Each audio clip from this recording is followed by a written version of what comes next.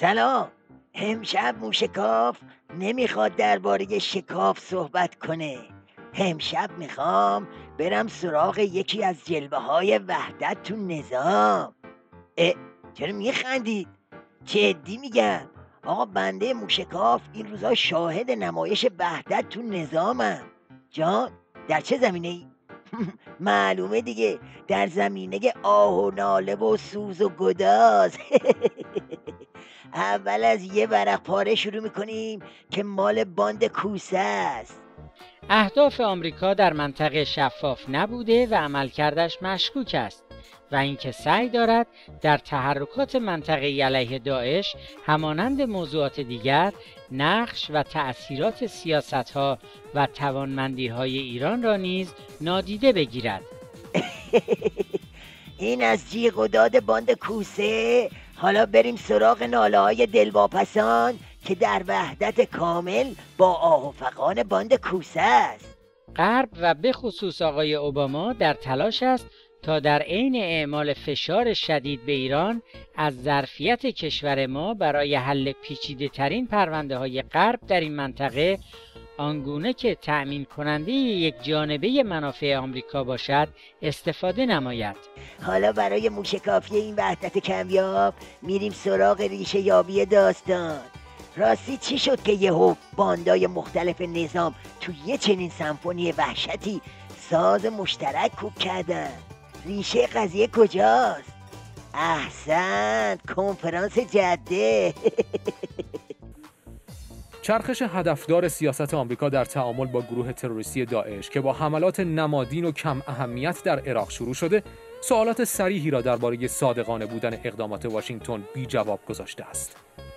مثلا چرا روسیه و سوریه و ایران که سه کشور مهم در مبارزه با تروریسم هستند در ائتلاف آمریکایی شرکت نمی‌کنند؟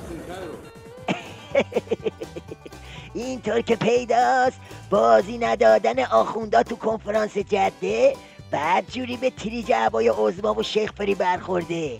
البته این همه حرف نیست، قضیه سوریه هم هست. خیلی جالبه. آقای جان کری در یک موضوعگیری بسیار هوشمند اینطور عنوان میکنه که داعش حاصل عدم حل بحران سوریه هست. یعنی اینکه ما الان موضوع بس برخورد با داعش نیست، پس موضوع این است که با بهانه داعش باید بریم سراغ حکومت بگیم که خب شما باید این کارا رو بکنید و این لیست مطالبات اینه تا شما در واقع بعد مسئله داعش حل شده بشه. علاوه بر سوریه شرایط منطقه هم هست. عربستان و قطر و علیه دا هم القرات بدجوری قرازه شده. ببینید چرا عربستان موضعش راجع به سوریه یک باره عوض میشه. عربستانی که تا همین الان هم در واقع در کمک مالی و لوجستیکی و تسلیحاتی کوچکترین در واقع فرصتی رو از دست نمیده. یهو موضعشون تغییر کرده که خیلی خوب ما حاضریم در واقع نگاهمون رو عوض می‌کنیم به شرط اینکه بشار اسد از قدرت کنارگیری بکنه. خب چه ربطی به عربستان و سعودی دارد؟ ضمن اینکه این نظامی که در سوریه هستش شرافت داره 1000 بار بر نظامی که در رژیم سعودی حاکم هستش. رفقا همه این دلایل گفتم، اما اصل قضیه هنوز مونده. اون درد مشترکی که آه از نهاد عظما بلند کرده گنده تر از این حرف هاست. اما دلیل اصلی رو بذارید من نگم. دلیل اصلی رو معاون عربی آفریقایی ظریف گفته. ملاحظه کنید. اگر آمریکایی ها در تصمیمشون جدی هستن رویکرد خودشون رو باید تغییر بدن. مبارزه با تروریسم به عنوان یک کلیت باید مورد توجه قرار بگیره. این قابل قبول نیست که یک روز گروهک داعش تروریسم نامیده بشه، روز دیگر انقلابی. یک روز گروهک مرده منافقین تروریسم نامیده بشه، روز دیگه اینها بهشون پناه بدن در واقع در برخی از کشورهای غربی.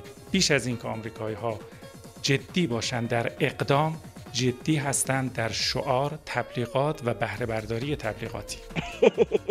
بله، درد اصلی اینجاست. وقتی علی گدا و شیخ فری و کوسه میبینن کمر نظام روز به روز داره بیشتر تا میشه و دشمنای اصلی نظام روز به روز بیشتر قد میکشن، خب میسوزن دیگه. وقتی هم که میسوزن دیگه هیچی دیگه، آه و ناله است که زمین و زمانو پر میکنه.